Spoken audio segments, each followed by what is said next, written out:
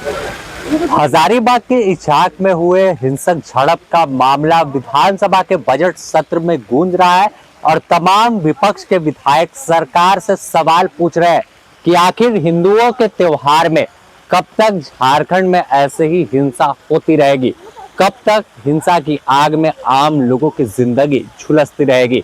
बता दें कि इचाक में शिवरात्रि के मौके पर लाउड स्पीकर और झंडा लगाने को लेकर विवाद शुरू हुआ। विवाद इतना बढ़ गया कि वहां पर दर्जनों बाइक, दुकान और कई गाड़ियों को आग के हवाले कर दिया गया।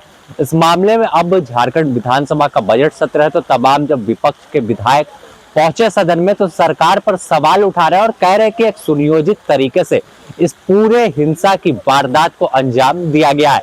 आपको सुनाते हैं क्या कुछ कहा तमाम विधायक ने।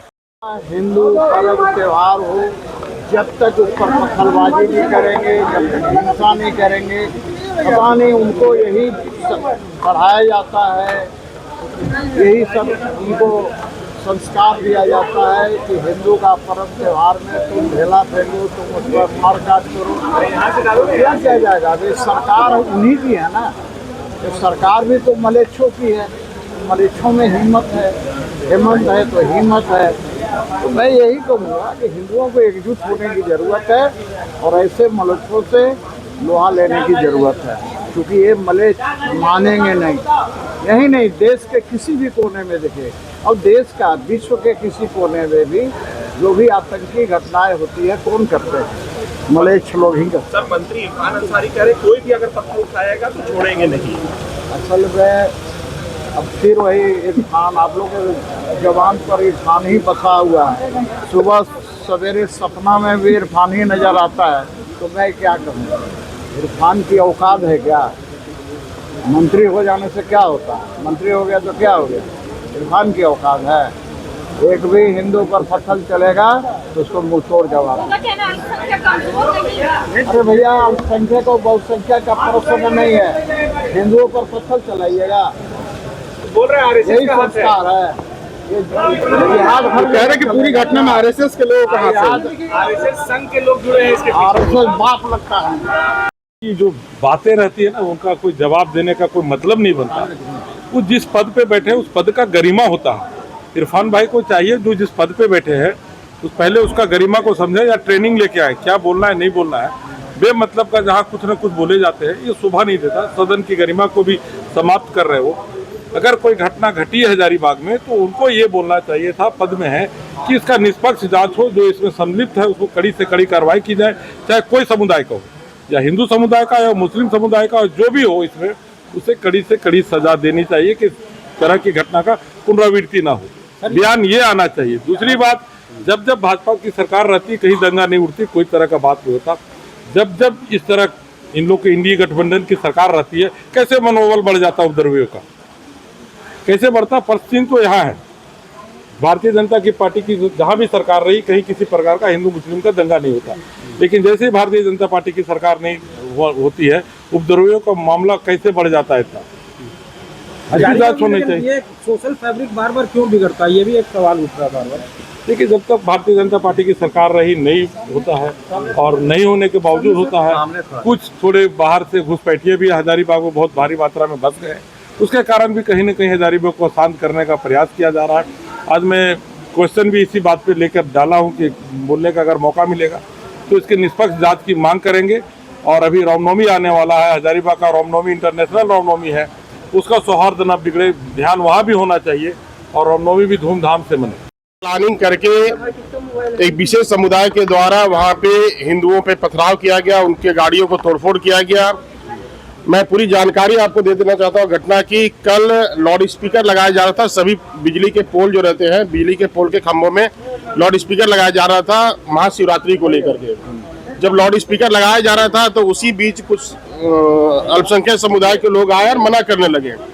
जब मना करने के बाद जब सारे लोगों को पता चला तो हम लोगों ने थाना को और वीडियो मैडम को वहाँ पे हम लोगों ने भेजा और मामला को रफा दफा कर दिया गया था।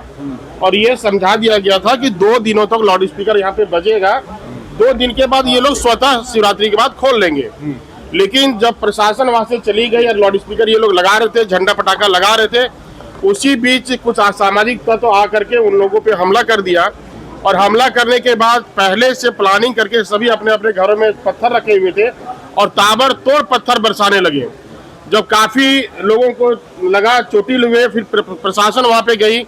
आप समझ सकते हैं कि ऐसा पथराव वहां पे हो रहा था कि प्रशासन भी बेरंग वापस एक बार लौटी।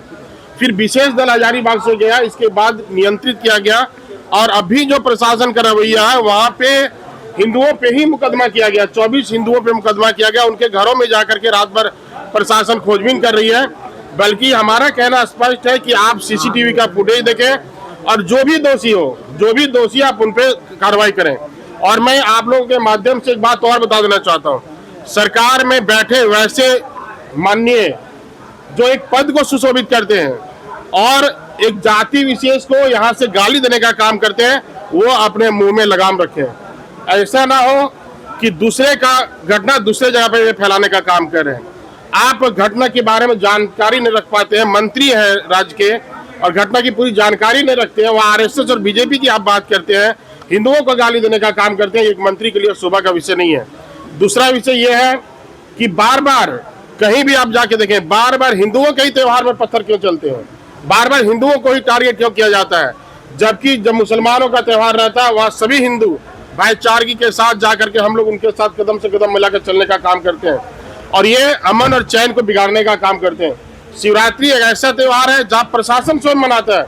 आप हजारीबाग पुलिस लाइन में देखें, एसपी, डीसी सारे लोग वहाँ पे उपस्थित है, शिवरात्रि का त्योहार मना रहे हैं। कोई हिंदू हो, कोई मुस्लिम हो, सारे पदाधिकारी मिलकर मनाते हैं। लेकिन गांव में ऐसे पथराव करना, ये निश्चित रूप से पहले से प्लानिंग करके वहाँ पे माहौल को बिगाड़ने का काम कर रहे थे। ये बांग्लादेशी घुसपैठियों की भी बात आ रही है। बिल्कुल, आज अगर इनका मनसूबा बढ़ा हुआ है और संथाल का भौगोलिक स्थिति अगर खराब हुआ है तो बांग्लादेश शरणार्थियों का के चलते बढ़ा हुआ है और सरकार उसे प्रश्रय दे रही है, सरकार उनका आधार कार्ड बना रही है, सरकार उनका विदेश भेजने का पासपोर्ट बनवा रही है। वहाँ के स्थानीय मुखिया, स्थानीय प्रशासन उनको प्रश्रय दे रही है। तो साफ तौर पर सुना एक पार्टी के विधायक है शशिभूषण मेहता, जो पूछ रहे हैं कि आखिर हर बार हिंदू के त्योहार में इस तरह से हिंसा कैसे हो रही है। हिंदुस्तान में नहीं तो क्या पाकिस्तान में जाकर त्योहार मनाना होगा। इसके अलावा अगर बात करें अमित यादव की, तो उन्होंने भी सवाल उठाया कि एक सुनियोजित तरीके से पूरी घटना को अंजाम दिया गया है। तो साफ तौर पर जिस तरह से माहौल झारखंड में बदला है, इस पर जरूर चिंता का विषय है सरकार के लिए कि आखिर हिंसा और पत्थर क्यों चल रहे हैं, त्योहार के बीच हिंसा कहां से चली आ रही है। ऐसे ही खबरों के लिए बने रहे द न्यूज़ पोस्ट के साथ, अपने सहयोगी संतोष के साथ। Sameer, the news post, Ranchi.